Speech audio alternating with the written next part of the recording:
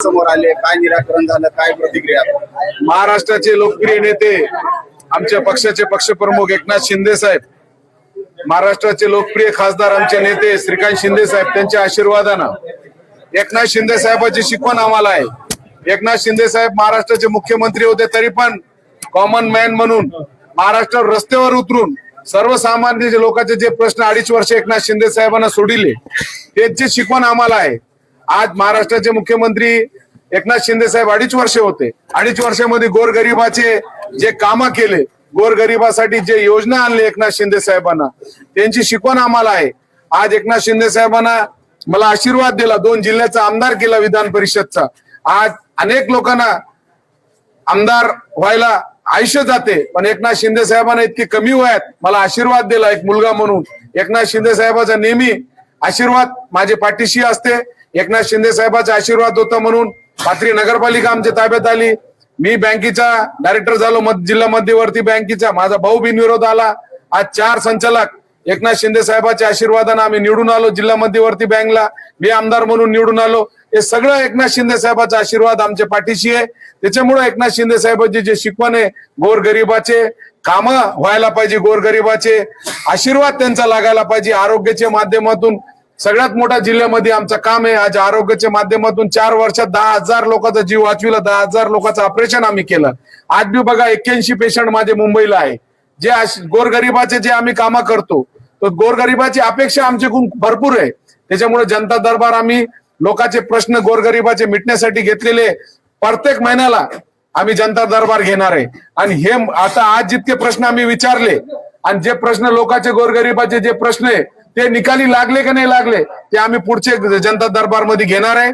आणि एकनाथ शिंदे साहेबांचे आशीर्वाद चांगला काम करू, लोकांना न्याय देण्यासाठी काम करू। आज बघा पाथरी शहरामध्ये आम्ही 2700 घर रेग्युलाइज केले। जे 35 वर्षापासून त्यांच्या मालकी खाण्यामध्ये त्यांचे घर नव्हते, ते 2700 मधले 500 लोकांना घरकुल भेटला। म्हणजे 500 लोकांना छत द्यायचं काम एकनाथ शिंदे साहेबांचे, श्रीकांत शिंदे साहेबांच्या आशीर्वादानं केलं। इथले नगराध्यक्ष असू द्या, आमचे भाऊ उपाध्यक्ष आमचे आलोक चौधरी साहेब असू द्या, आमचे सर्व नगरसेवक असू द्या, चांगल्या प्रकारचं काम ते नगरपालिकेत करत आहे।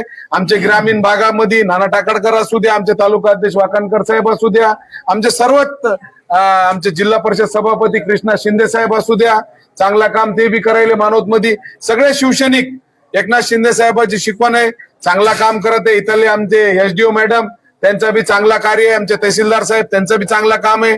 त्यामुळे गोरगरिबाचे प्रश्न मिटायसाठी प्रशासनानं आम्ही मिळून लोकांचे प्रश्न कसे मिटू शकते म्हणून जनता दरबार घेतला होता। खूप प्रचंड लोक आज जनता दरबारला आले होते आणि 100% प्रत्येक महिन्याला गोरगरिबाला न्याय देण्यासाठी, गोरगरिबाचे प्रश्न सुटण्यासाठी असं काम करत राहू। साहेब, आजच्या जनता दरबार मध्ये महत्वाचा मुद्दा कोणता आणि कोणता निकाली लागलाय?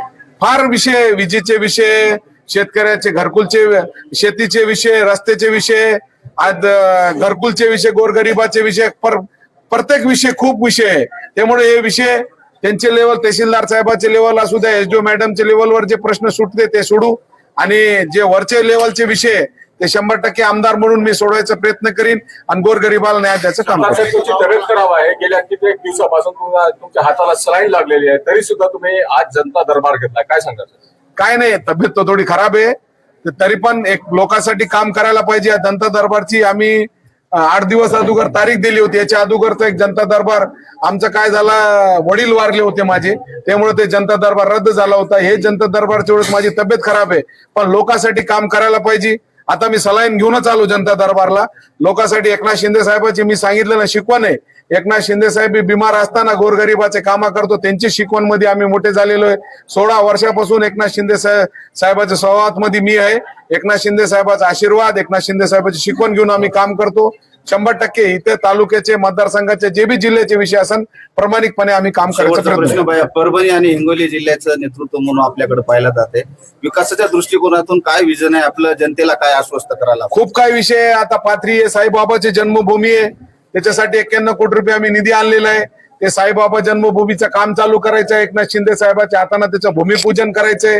अनेक विषय, हिंगोली परभणी जिल्ह्याचे जिवाड्याचे विषय, जितके विषय 100% ते निकाली लावायचं काम करू, गोरगरिबाचे न्याय देण्यासाठी काम करू। इतका बोलतो, थांबतो। जय हिंद, जय महाराष्ट्र। ठीक, थँक्यू।